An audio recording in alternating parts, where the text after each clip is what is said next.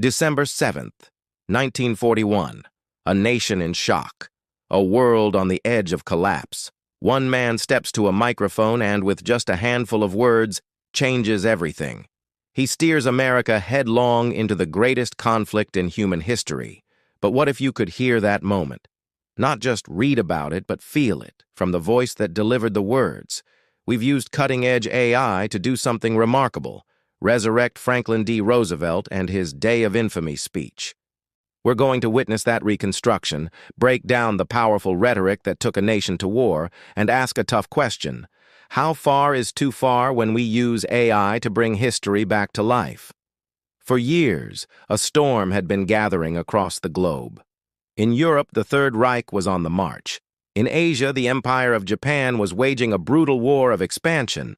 But for millions of Americans, it was all distant thunder. The feeling at home was overwhelmingly isolationist, a sentiment born from the bitter scars of the First World War. President Franklin Delano Roosevelt, a brilliant politician, had to walk a razor's edge. He saw the danger, but he knew the public wasn't ready to face it. He walked a tightrope, sending aid to the Allies while reassuring the nation it would stay out of the fight. The country was deeply divided, wanting peace even as the world around it burned. Then came the morning of December 7th, 1941. It was a quiet Sunday at the U.S. Naval Base at Pearl Harbor in Hawaii. Sailors were waking up, getting ready for church, or just enjoying a peaceful morning. Suddenly, the sky filled with the drone of engines. The red circle of the rising sun appeared on the wings of around 350 Imperial Japanese Navy aircraft. The surprise was devastating. In less than 2 hours, a huge portion of the U.S. Pacific Fleet was left in flaming ruins. Crucially, however, America's aircraft carriers were at sea and escaped the attack, a fact that would become decisive in the months to come. Still, the human cost was staggering. 403 Americans, service members and civilians, were killed. As the news crackled over radios across the country, a wave of shock, disbelief, and then white-hot anger swept over the people. The abstract threat of war was now a bloody reality. The debate over isolationism didn't just end, it was vaporized in the fires of Pearl Harbor. America had been attacked. But shock and anger aren't a strategy. The nation was unified in horror but unsure what to do next. This was the moment FDR faced. The next day, December 8th, he would stand before Congress and a nation of 130 million people hanging on his every word. His task was monumental. In the view of many, asking Congress for a declaration of war was now just a formality. His real job was much deeper. He had to take the nation's grief and fury and forge it into a single, unbreakable resolve. He had to transform the United States from a reluctant bystander into a determined global power, ready for a fight to the death. The words he chose had to justify the immense sacrifice that was coming. The speech he was about to give would last barely 7 minutes, but its impact would define how Americans remembered the attack and why they fought. Before we hear those famous words, we need to pull back the curtain on how we made this happen. Bringing a historical moment back to life like this is a huge responsibility. Our goal isn't to create a digital puppet. It's to use technology to get a deeper understanding, to bring a black and white event into vivid color. First, the voice. A person's voice is so much more than words. It's their cadence, their tone, the small pauses that convey emotion. To recreate FDR's voice, our AI was trained on the best archival recordings we could find, from his famous fireside chats to the original recording of the Day of Infamy speech itself.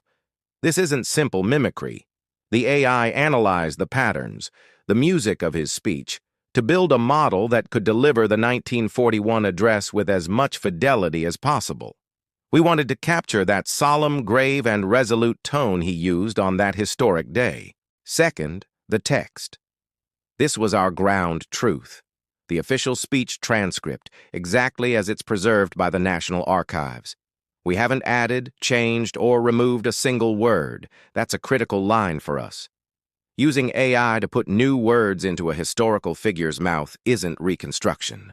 it's fiction, and it's dangerous. Third, the visual.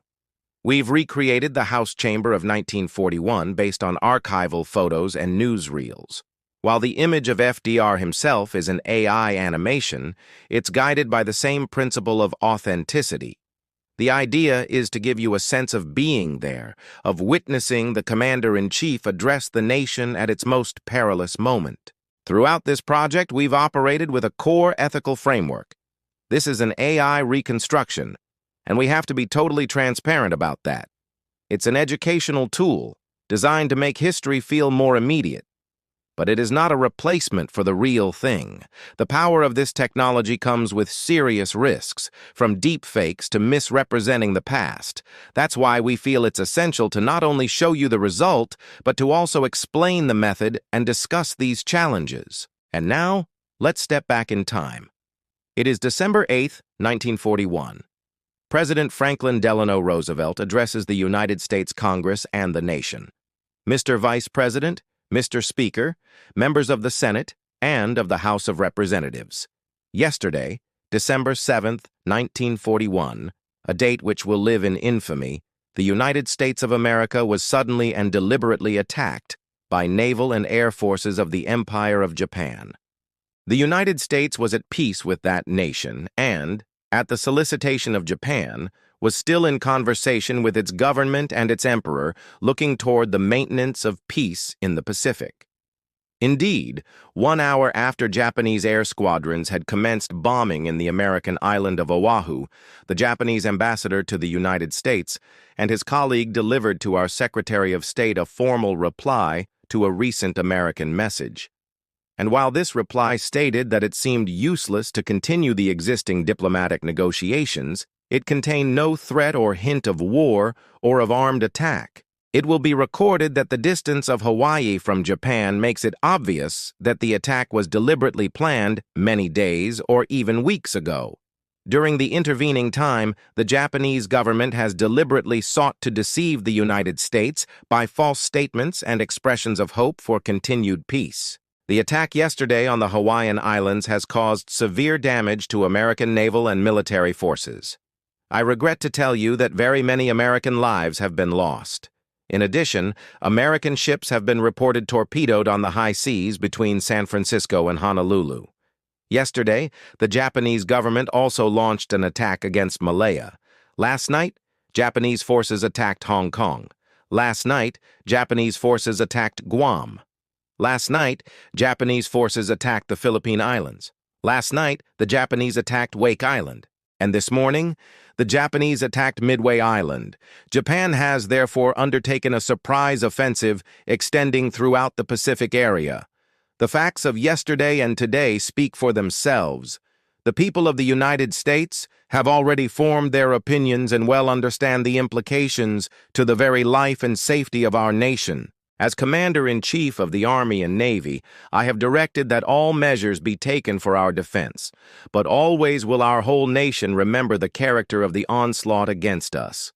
No matter how long it may take us to overcome this premeditated invasion, the American people in their righteous might will win through to absolute victory. I believe that I interpret the will of the Congress and of the people when I assert that we will not only defend ourselves to the uttermost, but will make it very certain that this form of treachery shall never again endanger us. Hostilities exist. There is no blinking at the fact that our people, our territory, and our interests are in grave danger. With confidence in our armed forces, with the unbounding determination of our people, we will gain the inevitable triumph. So help us God.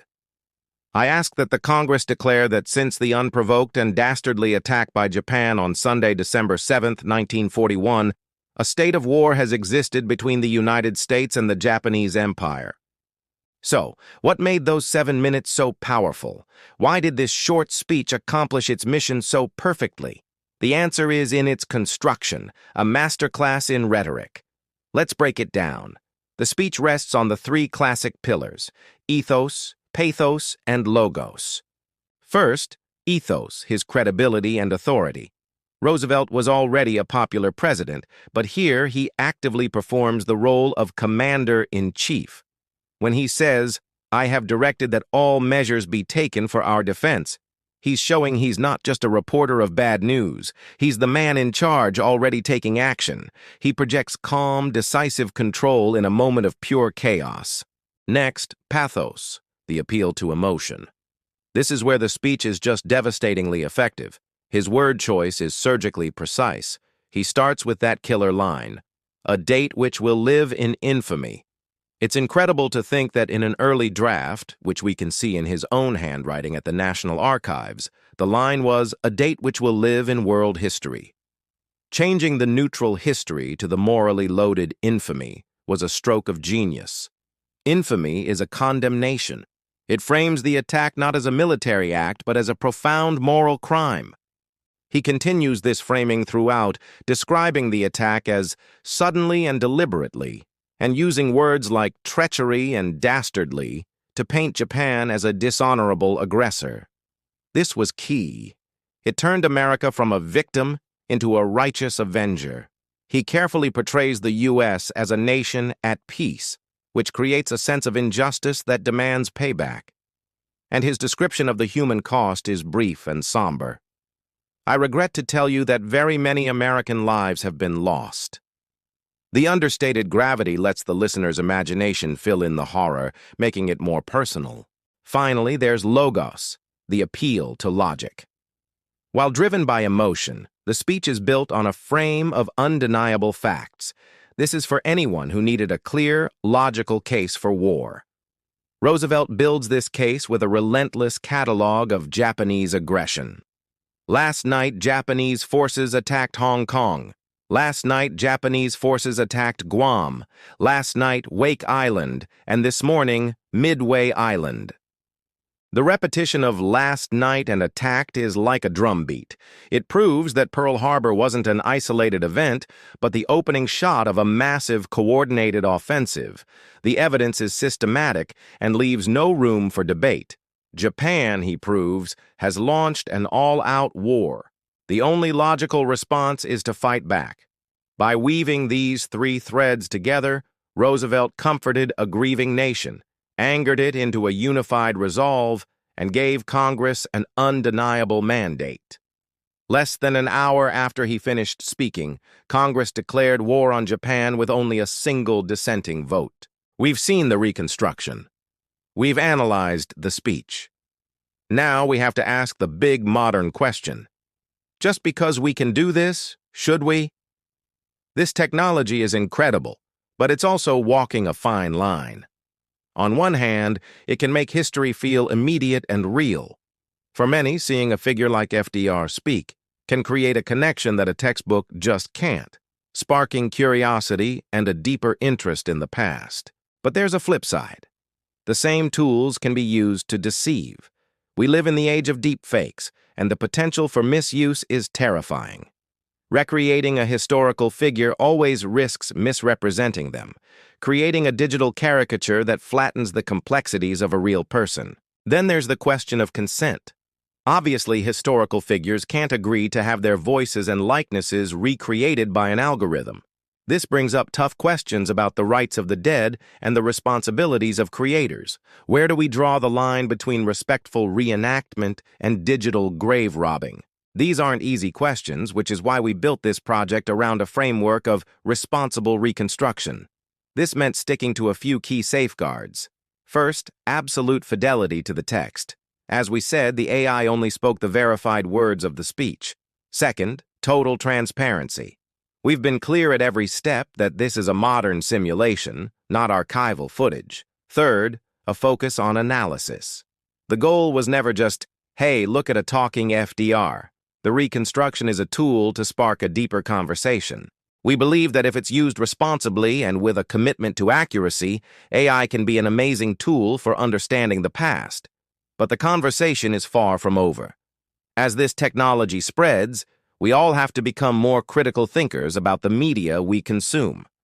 Today, we traveled back to a turning point in American history. We saw how one speech, delivered with passion and precision, could unite a nation and literally change the world. It's also a powerful reminder that as we find new ways to see and hear the past, We have to do it with honesty and a deep respect for the truth. We believe this tech can bring history to life in revolutionary ways, but the debate over how we use it is vital. And that's our final question for you. We've shown you our process and our thinking. Where do you think the line should be drawn? What rules should we, as a society, create for the AI resurrection of historical figures? Let us know your thoughts in the comments. And if you found this journey into history and technology worthwhile, please like and subscribe for more explorations of the past, present, and future.